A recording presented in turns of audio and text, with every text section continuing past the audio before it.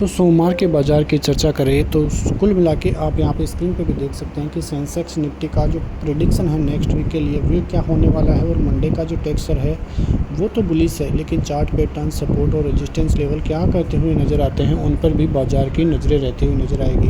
आप यहाँ पे देखो तो भारतीय बाजार पिछले कुछ टाइम से अच्छा खासा कामकाज भी करता हुआ नज़र आ रहा है। सबसे अच्छी बात यह है कि जो क्वार्टरली नतीजे हैं भारतीय कंपनियों के वो भी काफ़ी अच्छे आते हुए दिखाई दे रहे हैं।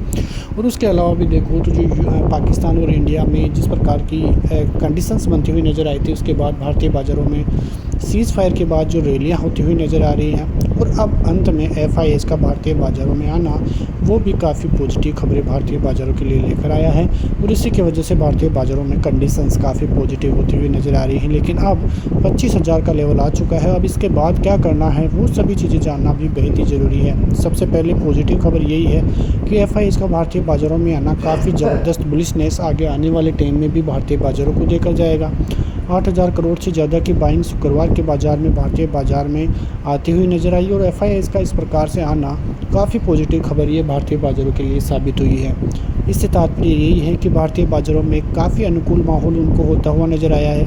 एक बात तो साफ़ है कि जहाँ पे FIS का पैसा बनेगा वहीं पे वो इन्वेस्टमेंट करेंगे। ये बात मैंने आपको पहले भी बताई थी कि भारतीय बाज़ार 25,000 के लेवल पे हो, चाहे 27 पे हो, चाहे 30,000 के लेवल पे हो, यदि FIS को इन्वेस्ट करना है तो वो उन लेवल पर भी करेंगे, क्योंकि उनको प्रॉफिट से मतलब है। उनको मतलब ये नहीं है कि चाहे इंडियन बाज़ार का लेवल क्या है, कहाँ पे करेक्शन आया है, उनको कोई मतलब नहीं है। भारतीय बाज़ारों में आप देखें तो 4 से 5 महीने पहले 14% 15% तक का करेक्शन हो चुका था, लेकिन फिर भी FIS इंडियन मार्केट में इन्वेस्टमेंट नहीं किए।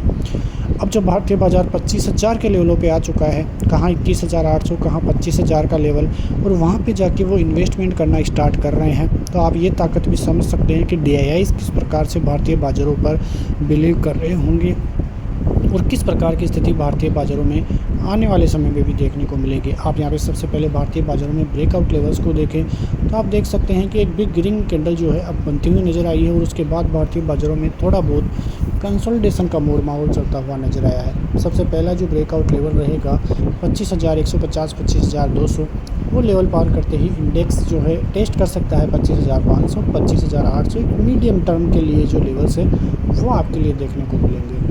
अब बात करें सपोर्ट जोन की, तो जो पहला सपोर्ट जोन होगा और अच्छा सपोर्ट जोन होगा वो रहेगा 24,800 का, 24,850 का। ये जो जोन है वो इसलिए भी इम्पोर्टेंट है क्योंकि काफ़ी ज़बरदस्त तरीके से यहाँ पे ब्रेकआउट का लेवल था, और इस ब्रेकआउट को पार करते ही बाज़ार सीधे 25,000 का लेवल छूता हुआ नज़र आया था। और वो तेज़ी आपने देखी भी कि किस प्रकार की ज़बरदस्त कंडीशंस भारतीय बाज़ारों में बनती हुई नज़र आई, और भारतीय बाज़ारों में ज़बरदस्त ब्रेकआउट आता हुआ नज़र आया। तो ये तो रहा पहला सपोर्ट जोन, और एक अच्छा खासा सपोर्ट जोन भी है। ये टूटेगा तो आपको सीधे बाज़ार 24,500 लेके जाएगा, जो कि एक बहुत बड़ा करेक्शन भारतीय बाज़ारों के लिए साबित हो सकता है। और इतनी तेज़ी के बाद यदि बाज़ार एक बार 24,800 850 का लेवल टेस्ट भी करे तो वो भारतीय बाज़ारों के लिए अच्छा खासा बाइंग का जोन भी बनता हुआ नज़र आएगा, और यदि आपने ख़रीदारी नहीं की है तो ये एक बाइंग जोन भी आपके लिए साबित होगा।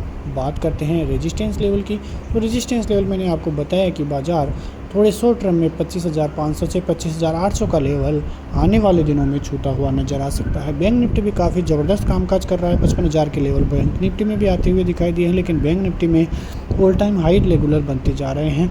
आने वाले समय में भी बैंक निफ्टी काफ़ी अच्छा कामकाज करता हुआ नज़र आएगा। बैंक निफ्टी में दिक्कतें ये थी कि कुछ दिन पहले बैंक निफ्टी में लोगों को लग रहा था कि FIS यदि भारतीय बाज़ारों से फिर से निकलना चाहें तो सबसे ज़्यादा जो सेलिंग है और सबसे पहली सेलिंग है वो जो फाइनेंशियल स्टॉक्स है, यानी कि बैंक की निफ्टी वाले स्टॉक है, वहाँ पे ही आती हुई दिखाई देंगी। और उसके बाद काफ़ी अच्छा डर का माहौल भी बना था, लेकिन फिर बाद में निफ्टी में जिस प्रकार की तेज़ी बनती हुई दिखाई दी वो सारा डर निकलता हुआ नज़र आया, और बैंक निफ्टी में भी काफ़ी ज़बरदस्त मजबूती आती हुई दिखाई दी। अब जल्द ही निफ्टी भी ऑल टाइम हाई के स्तर छूता हुआ नज़र आ सकता है। तो आपने यदि इन्वेस्टमेंट नहीं किया हो तो भारतीय बाज़ारों पे आप बिलीव कर सकते हैं।